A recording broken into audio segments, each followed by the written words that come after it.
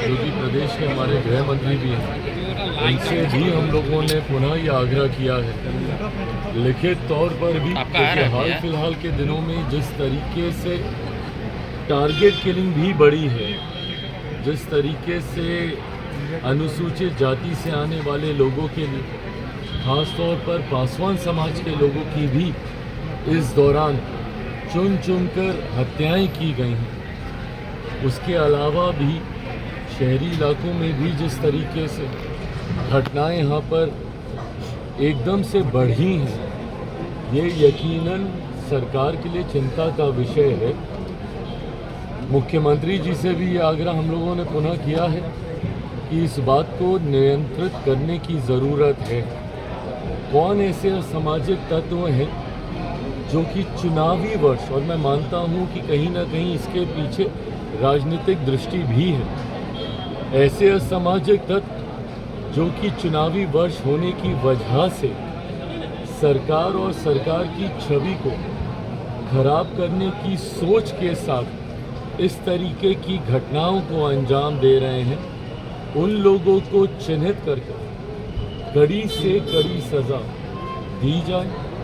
हम लोगों ने भी स्थानीय प्रशासन अलग अलग ज़िलों में जहाँ जहाँ पर भी इस तरीके की घटनाएं हो रही हैं, वहाँ पर एसपी हो, स्थानीय प्रशासन के लोग हों, उनसे बात करके तुरंत ऐसे लोगों को चिन्हित कर कड़ी कार्रवाई करने की हम लोगों ने भी बात किया है। उम्मीद करते हैं मुख्यमंत्री भी इस बात को लेकर गंभीर हैं, चिंतित हैं जिस तरीके से ये घटनाएं बढ़ी हैं। उम्मीद हम लोग ज़रूर करते हैं कि भविष्य में कम से कम ये घटनाएं नियंत्रित हों। नॉन सीरियस चीफ मिनिस्टर का पोस्टर लग रहा है, तो आपकी पार्टी का नेता कहना है, आरजेडी भी लगातार ले रही है, कार्रवाई भी हुई है, तो राजनीतिक मतलब क्या है इसका?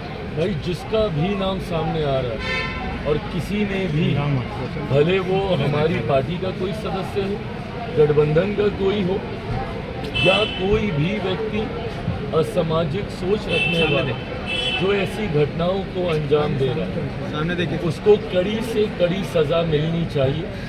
किसी का भी संरक्षण किसी अपराधी के प्रति नहीं होगा। हम लोगों के पार्टी का प्रतिनिधि मंडल भी गया था, जिस घटना का आप जिक्र कर कमल पासवान, वहाँ पर हमारी पार्टी के सांसद जमुई से अरुण भारती जी, जो कि प्रदेश के प्रभारी भी हैं, वो भी गए थे।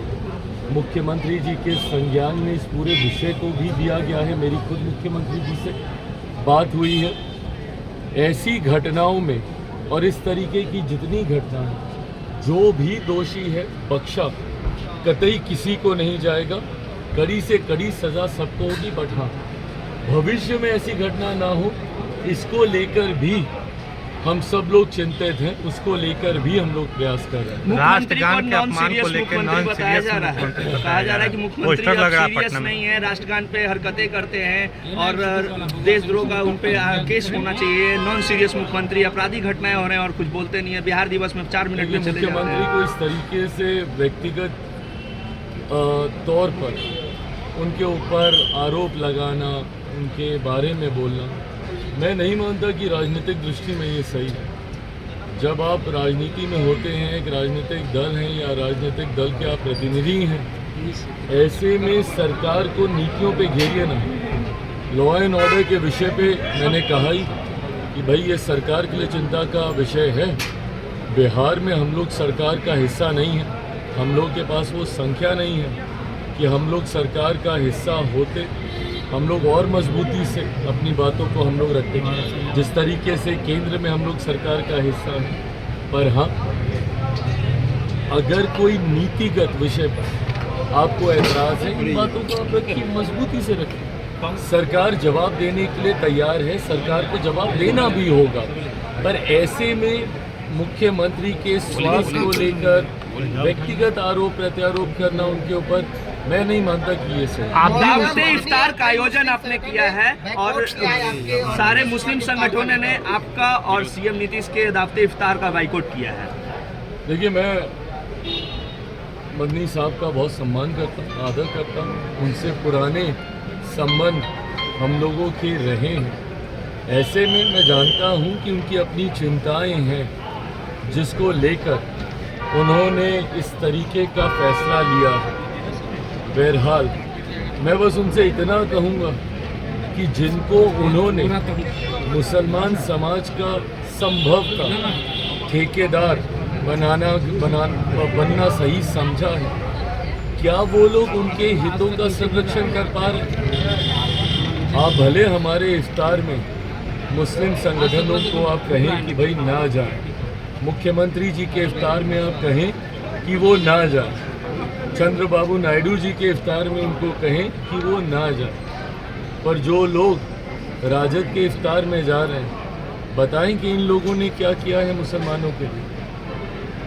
इन लोगों से भी तो सवाल जवाब किए जाने चाहिए ना, जो अपने आप को सो कॉल्ड मुसलमानों का ठेकेदार समझते हैं, उनके हितों के संरक्षण करने वाला समझते हैं।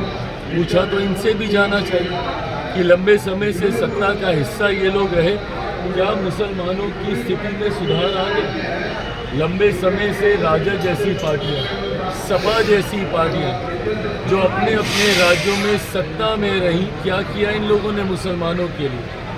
अगर मैं अपनी बात करूं, मेरे नेता, मेरे पिता आदरणीय रामविलास पासवान जी ने तो अपनी पार्टी तक को समाप्त कर दिया था, मुसलमान को मुख्यमंत्री बनाने की सोच को सामने रखने को लेकर। क्या किया था उस वक्त राजद जैसी पार्टियों ने? बहरहाल मैं मदनी साहब का आदर करता हूं और उन्होंने ये कहा है मेरे सराखों पर उनको भी कम से कम इन बातों को देखना चाहिए कि जिन लोगों को आप अपना हितैषी समझते हैं, मौका आने पर वो क्या करते हैं आपके लिए।